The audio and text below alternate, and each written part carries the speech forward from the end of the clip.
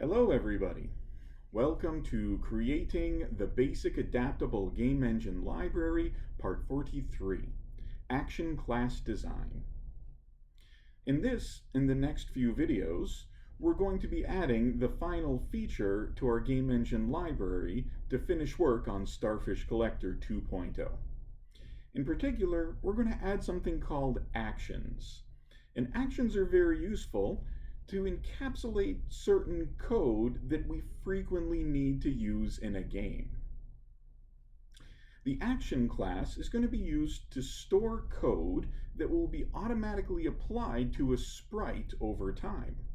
So for example, you might want certain sprites to move in a given direction, or to rotate by a certain amount, or to fade out.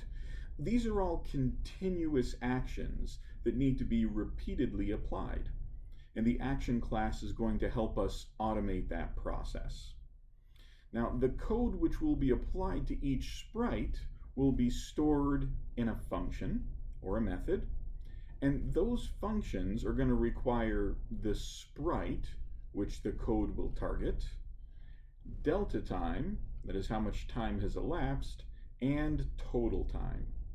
And there's a reason for each one of these. For example, one action you might want to use is to maybe move a sprite by 200 pixels over the course of 3 seconds, and then have it stop. Now, you could move a sprite using the physics class, but in that case you'd have to keep track of time yourself. Right? So for certain operations, actions will be more convenient. So to move a sprite by 200 pixels over maybe 4 seconds, right, you need to know which sprite is moving.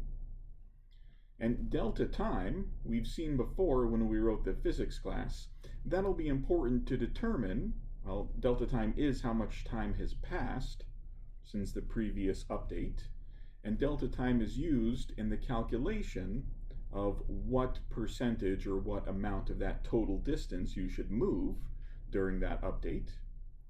And then total time, in this case that would be the 4 seconds, and after those 4 seconds have elapsed, then that particular action would be considered done. Or for example, you might want to fade out a sprite, change its opacity from 1 to 0 over the course of 1 second, and have something fade out over time. Again, the code will require knowledge of the sprite it's being associated to, delta time, how much time has elapsed, that'll tell you, or that'll be used in the calculation to figure out how much to reduce the opacity, and then total time. And if it's going to take a total of 1 second, once that 1 second is finished, you'll want to be done with that action. Now, code, right, we can't just pass code into an object directly the way Java is set up. Java is an object-oriented language. So we'll actually define an interface to specify functions of this type, which we're going to store within our action. In order to simplify the creation of actions, the action class will also contain a bunch of static functions to create actions like automatically moving, rotating, or fading a sprite, and many other actions, as we'll see in the videos that follow. And finally, we'll have to integrate this class with the sprite class. The way that'll happen, just in brief, is that each sprite is going to store a list of actions, and during the update method, the functions stored within each action will be applied to the sprite, but also we'll need to remove them from this list of actions when they're complete. For that reason, these functions will have to return some kind of a value, right? Kind of the status of the action, actually a Boolean value, saying whether the action is complete or not, which in turn tells us if we can remove it from a sprite's list.